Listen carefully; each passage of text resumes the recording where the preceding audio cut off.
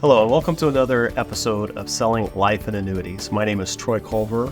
I'm the National Life Marketer here at Gordon Marketing, and with me today I have Paul Bechtold. He is the RVP of Debt Elimination Program. Today, in this episode, we really want to talk about how to guide the client to the proper solution. So, Paul, let's talk about this. Sure. Well, a lot of agents kind of go in. Number one, they kind of wing it as they go in. They also think of it as a sale. I'm going to go in, I'm going to sell this life insurance policy, or I'm going to sell this annuity. I need $150,000 of life insurance. Well, or whatever the case may be, they're there to get what they can get, okay? But there isn't a real analysis done up front. So, what we could do to take away the obvious, salesiness of it and the fact that we're trying to peddle our wares is we start with, a needs analysis. We get some information. We try to find out what are the financial goals of the client, okay? And then you naturally just let the conversation take over. So what are some of the tools available to the agents that are viewing this that we could offer them, Paul? Well, almost every one of our carrier sites, as well as Gordon Marketing ourselves, have financial fact finders and a needs analysis form that we can fill out. And the beauty of that, Troy, is this. In most cases, you just used the example a second ago of, I need $150,000 of life insurance. Well, A, what kind of life insurance? And B, how did you come up with that number, right? And the vast majority... My neighbor has it. Yeah. Vast majority of Americans are well underinsured, okay? They maybe just barely have enough to cover the rest of their salary for the rest of the year. And they tend to go by these standard guideposts of 100, 250, 500,000 when it really doesn't tie to anything.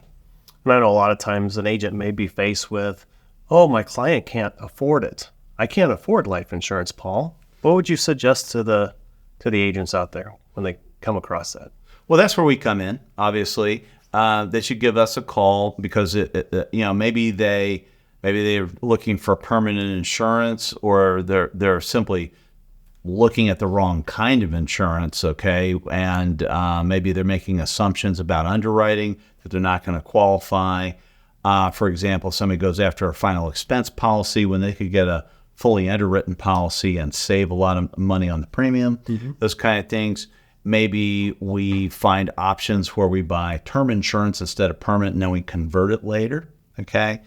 Life's circumstances will change, right? We will make more money, we will make less money, we may change jobs, things may happen, but we could usually come up with a strategy that fits them at the moment and also leads to opportunities in the future to make changes when they're in a better set of circumstances or in a better position in life. And I'm sure the agents watching this, the viewers, are probably thinking, what type of life insurance policy should I recommend to the client? How would you answer that? Well, it starts with asking questions. What are they trying to accomplish? What are they trying to solve? What life insurance do they have? Maybe through their employer, for example, okay? A lot of times employer-paid insurance is very inexpensive, but the drawback of employer-paid insurance is that once they leave the job, they don't have life insurance anymore. They need something outside of their work place to carry on as well. So we take into account, what are the cards being dealt at the moment? What are the circumstances? How can we best navigate those circumstances to provide solutions? And I know you've had this happen, and so has I, but client or agent says, this is what I want. Well, I just want this. Okay.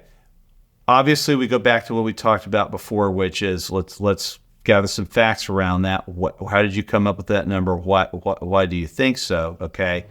And this is what I ultimately say to all my clients. Listen, if I'm recommending bacon and you say you want eggs, ultimately I'll give you eggs. Okay. I just wanted you to be educated on what the other options are, right? So I'll go through those options. We do a little education.